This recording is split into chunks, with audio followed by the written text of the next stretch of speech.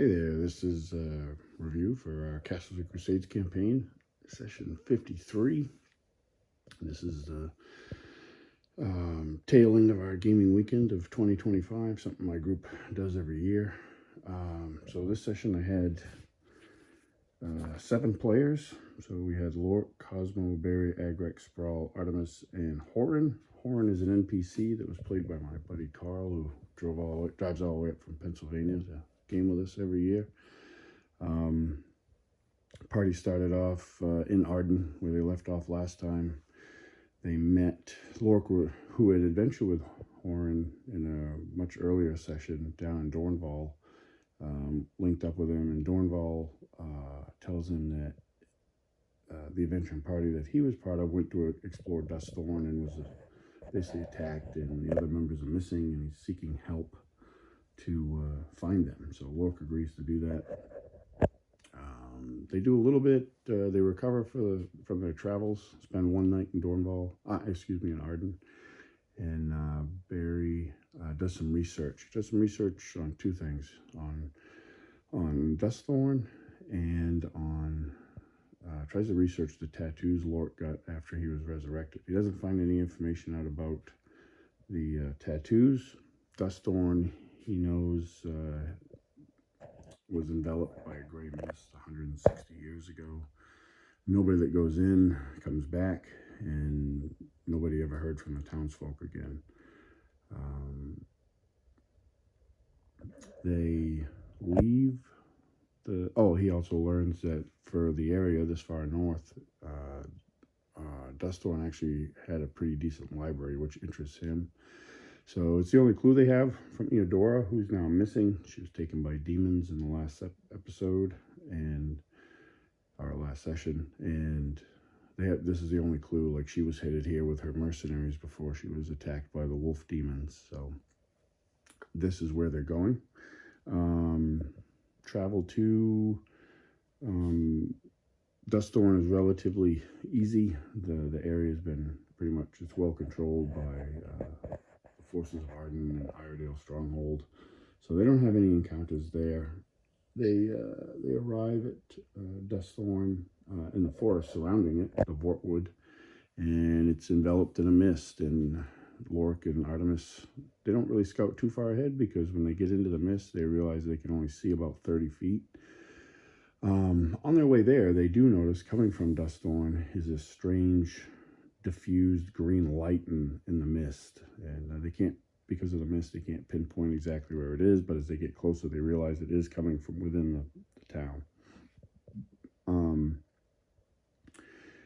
Traveling through the forest of Vortwood, it's all dead and twisted, and the trees give off like this like neon green sap that's a little caustic, and Barry and Lork helps Barry collect some of that so he can try to figure out what's going on with it later.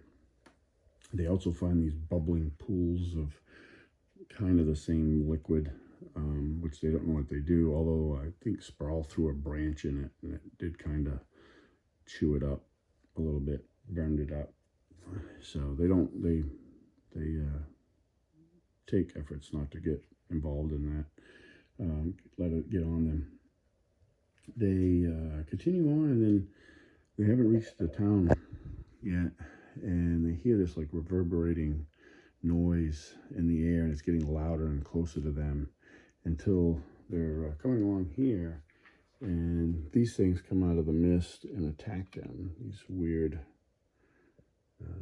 flying creatures. So they get into a fight with those things, and they take some damage doing that. They have these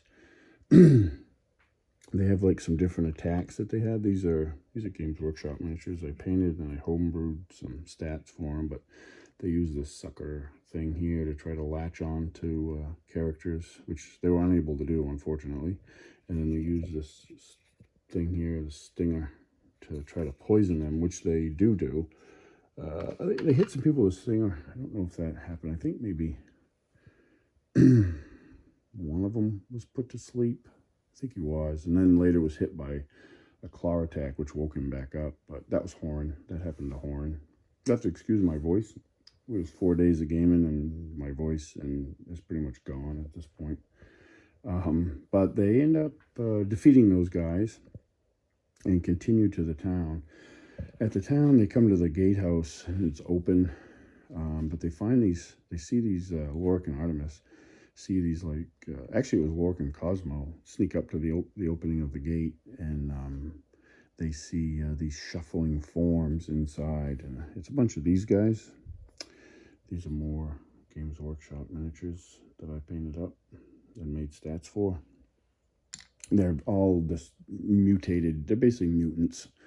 And the party, some of them climb up on the wall and that encircles the town. And ultimately, Horn, being loud, draws their attention, and described these guys as just kind of shuffling and shambling along right up until they heard sound. And then they became very alert and quicker, and it split the horde that was in front of the gate and on the inside of the walls, because Agrax and Horn ran along the outside of the wall, drawing attention, and that split the horde. There was some inside and outside, and the rest of the party was up on top of the wall. So with that diversion, they were able to clear out the front of the gate. I think it was Lorik and Artemis ran up ahead on top of the wall and got ahead of the horde because they could move faster than everybody else, and dropped down some ropes and pulled Horn and Agrax up, so they weren't overtaken by the horde, because they were going to be, because the horde actually moved faster than the two dwarves. So they were able to get inside the city walls. From there, they Lorik and Artemis again lead through the streets. They can see that diffused green glow a little bit better, but it's like a picture. It appears to be on the far side of town. So they need to make their way, or want to make their way, to the library. So Lorik and Artemis lead them through the streets, and they're able to avoid any of these mutants shambling the streets until they come to the town square. And there they find the library. And it's probably at one time a very good, well-to-do building. It's still a bit better maintained than the rest of the town buildings, which are in utter ruin. But they make entry, and they find a library. And they're searching it and looking, Lorik is looking for tracks, and Artemis, and they find tracks, but they don't really know what they are. And they notice that everything is covered in a layer of dried and also wet mucus. So they follow that trail to some upstairs to this room, and Lorik and Artemis go inside, and there's this for the first time since coming in here, there's actually some light. This room has tons of books in it and stuff, but there are candles everywhere that are lit with long, dripping wax, and there's a robed figure sitting behind a desk, and when they come in, he greets them quite pleasantly, but they can't really see his features. And as they get closer and talk to him more, they realize he has tentacles for arms, and the books and stuff are all covered in that mucus that they've seen through the whole thing. And he ultimately he doesn't. They're very obviously very leery of him. The rest of the party comes up, and they talk to him. They have a conversation with him, and he calls himself the librarian, and he tells them. They start asking him questions about Duskthorn and what happened to the town, and he tells them 160 years ago that this man came to Duskthorn and basically started converting people to the worship of an entity known as the Horned Lord. And Lorik was asking questions about, what I don't know if he asked him what he looked like, but the man described him as having many faces, and that kind of alerted my son to who this character might be. And sure enough, when asked him what his name was, he tells him that his name was Incenari. And Incenari is a character that appeared in a different campaign that I ran, and my son and my friend Matt and Chris, who play Sprawl and Cosmo, played in that campaign. They actually killed this Incenari character, and that campaign actually took place 50 years prior to this campaign. So Incenari basically, and he was a follower of this Horned Lord. So Incenari came to this town. He converted the priest and mayor of the town to followers of the Horn Lord, and along with townsfolk, and anyone that didn't convert was basically dealt with. And then he started doing experiments, and the people became mutated and changed to include the librarian. But he was changed differently. Like he said, he wasn't probably, he was destined for something different than what like these guys were. These guys are basically like foot soldiers, and he's building an army for the Horn Lord. They ask him about any books or about magic and stuff like that, and he says, yeah. He tells them, yes, he used to have books about that, but the rot priest took them. And they're like, who's the rot priest? And that turns out to be the former priest of the town. He's known as the rot priest now. He took the books on magical information and has been studying, and they question him about that. And he's basically, the experiment Incenari did that changed the town folks, the one downfall it had is it created the gray mist, and the gray mist prevented everybody from leaving the town. So that kept anybody from knowing about what was going on. It also ended up killing a lot of people, because part of it, like coming in here, they could feel this stuff on their lungs, and it didn't mechanically debilitate. I can't even talk. I'm sorry. It didn't affect them mechanically. At first, they started to feel some effects later, so they knew they couldn't spend a lot of time in town. But so that stuff changed all these folks into what they are now. But he had the librarian was destined for a different task. They didn't really ask him what that was, so he didn't divulge it. But they say that he does tell them that the rot priest he has figured out a way to travel, for them to travel beyond the gray mist, and that he's working on that now. And they assume that is the light is coming from the far side of town, which the librarian tells them is from the church. So they decide we have to go there. One, they want to get the magical books, and they want to figure out how to stop this. So they make their way to the church. The librarian, there was a little scene at the end that they kind of didn't see, but I described to them as they leave the librarian's study. He, from behind his desk, doesn't move, but his tentacles reach out and stretch across the room and close the door behind him, which they thought was pretty creepy, and which it was. That was pretty fun to play out. That whole scene with the librarian was pretty fun to play out, because they did get a better look at him, and he was like mutated, and his eyes were like bulbous fish eyes, and he had a huge mouth that had with this maw and a tentacle-like tongue, and his eyes were offset from each other, and he was just a creepy individual. But he had no ill intent in this encounter with them, so he just provided them with information. So they make their way to the church, and when they get to the church, they find it sits on top of a cliff, and the light is definitely coming from the church. It sits atop a cliff on and the whole the cliff is at the edge of Lake Morwell, and it has this path that kind of curves up and around in an arch, and goes to the front of the church. And down inside that arch is the town graveyard, and they see more of these shambling guys filling carts full of bodies that have been dug up from the graveyard, and they're bringing them up to the front of the church. So they make their way up to the front, which is here. They come in here. They not a lot of planning, which is fine. Horan actually rushes into this room here, and he's greeted by 4 of these guys, and that got the action going pretty quick. There's a fight, pretty good one. These guys were actually pretty tough, and they had multiple attacks, and there was a pretty good battle here, but the party's ultimately victorious. They search these areas here. This is just a study. There's nothing, and this is just a fountain room.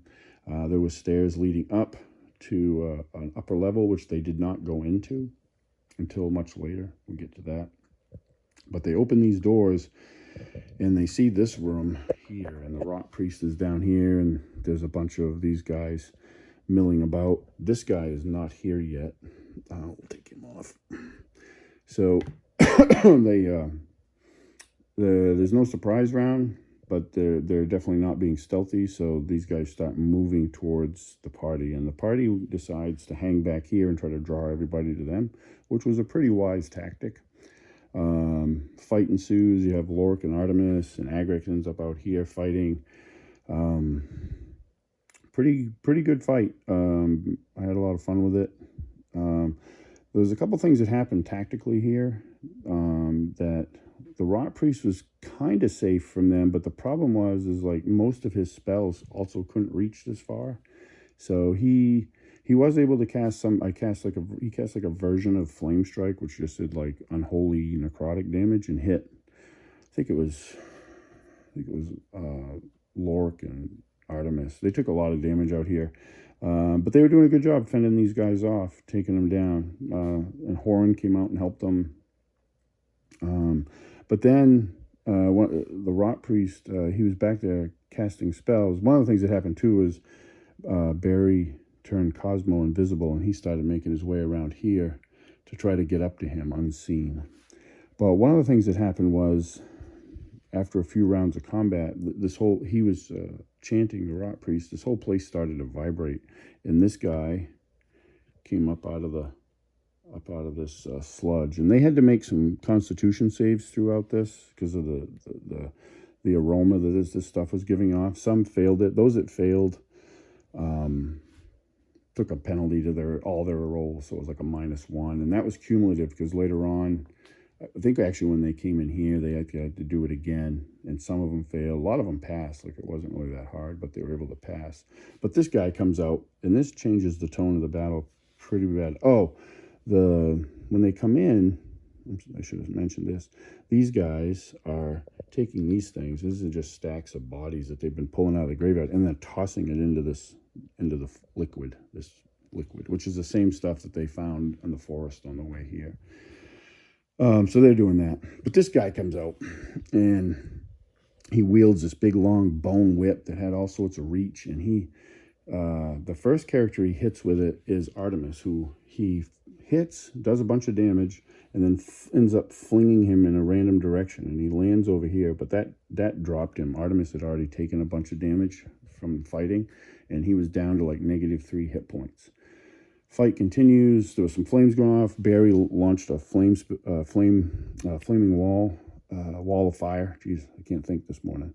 Right down this line, which affected a bunch of them. That was a good move. Burned up some of them. Didn't kill them, but it was doing constant damage to them because they're not really smart creatures, so they were kind of just shuffling along and getting caught up in that.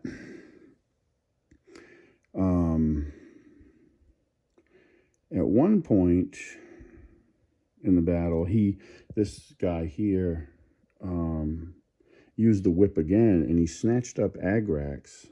My friend Jeremy plays Agrax, the Dwarven Barbarian. He hit him, and he ended up actually pulling him right into this. And if you look at this miniature, he's pretty gnarly. He's got like all these bodies coming out, and the way I described it was like, it was basically these guys being formed. So they throw these dead bodies into the acid. Not acid, it wasn't acid, but this, whatever this stuff is. And this guy's underneath it, and he's like producing these things. So they're like writhing, they're not quite formed yet. But Agrax ends up inside his belly and starts to feel the effect. There was another con save, which, being a dwarf, I'm pretty sure he did pass it, because he would have had a much bigger penalty to all of his rolls if he had failed it. And Agrax is stuck on the inside trying to hack his way out. Horan, I don't know if Horan got hit by the whip. I don't remember, but he ended up over here. As a matter of fact, I think he did, because he landed over here, then actually made his way across and was like hiding and using some really good tactics like evasion and cover and stuff. So he didn't get hit again. He was taunting this thing, trying to distract him from the parties, and they were able to finish off the bulk of these guys. Meanwhile, Cosmo's still working his way around, and he makes his way into that room there, and he finds Horan's two missing companions, and they're not dead. They're tied up. Probably they figure later for sacrifice. But he's making his ways around. Meanwhile, the Rot Priest, again, is not super. He had some cool stuff I wanted to do, but I just couldn't. I didn't want to get him into the mix. And so he was kind of out of range for his spells. And so he ends up casting this other spell, enchanting, and the place continues to shake, and then like this mass of green energy forms here and starts moving across towards him. And the party has no idea what it is.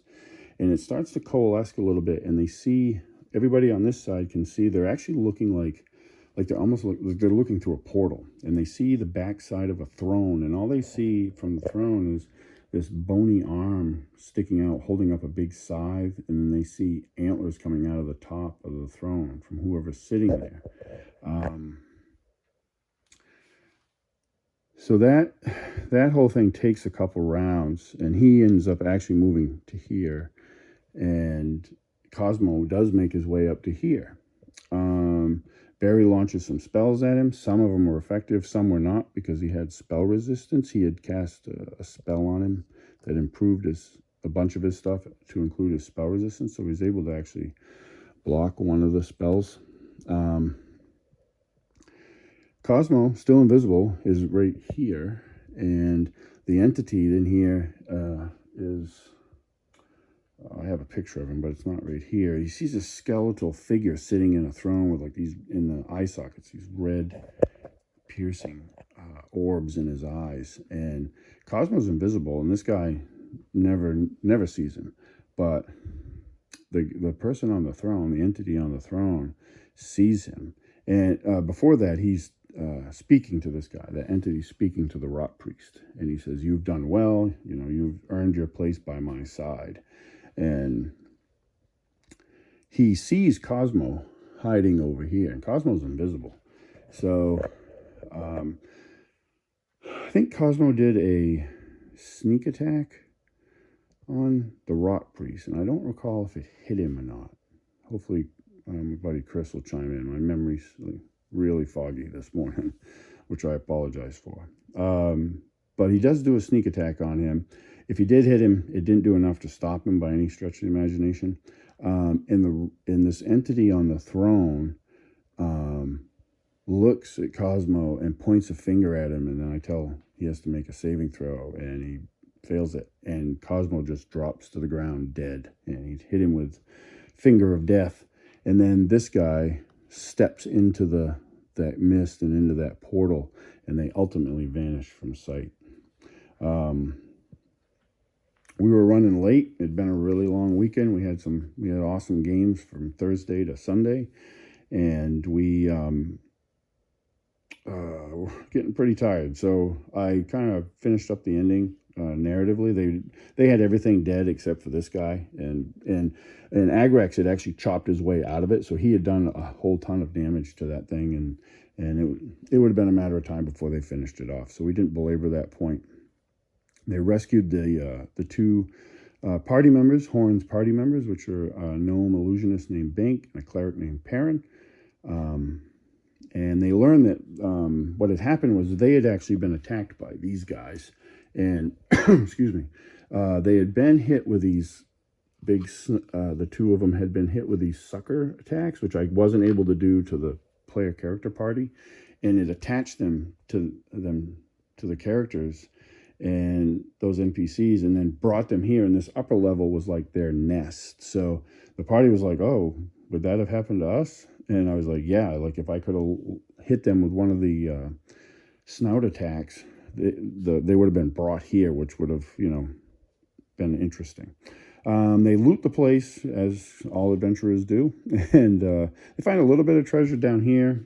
They don't find the books they're looking for, and then up in the nest, they find some more treasure. So there was some monetary gain here. So I think some knowledge gain. Ultimately, they realized that the entity that they saw inside this mist is the Horn Lord. And it was their first... It was a fun way to bring him into the game. Because he's, like I said, he was mentioned in one of my previous campaigns. And they dealt with some of his minion there in Cenari. But they never interacted with him, and I had intended in that other campaign for him to be the big bad, but that campaign ended before we ever really got to that point. So it's pretty cool for me to be able to bring that story, that potential adventure arc, to this campaign. So they their plan is right now is they're going to return to Arden. They have to get Cosmo resurrected, which is or raised. That's the plan. They're not going to let their companion fall. So they're going to do that. But that's where we ended the session. That was session 53. It was a lot of fun. I had a blast. The build was real good. It was a fun one. This stuff here was actually for another encounter that we didn't get to. So there was a crypt that I made, but in case you're wondering about that down there, we didn't ever get to that part.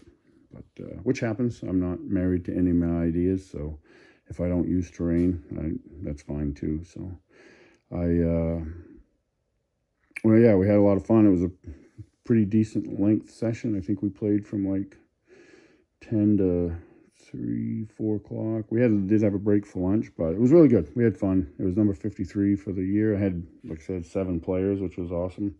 I had a couple that couldn't make it because of illness, which is too bad, but we would have liked to have them here, but that happens this time of year. But yeah, that was a session. If you got any questions, please fire them off, and thanks for watching.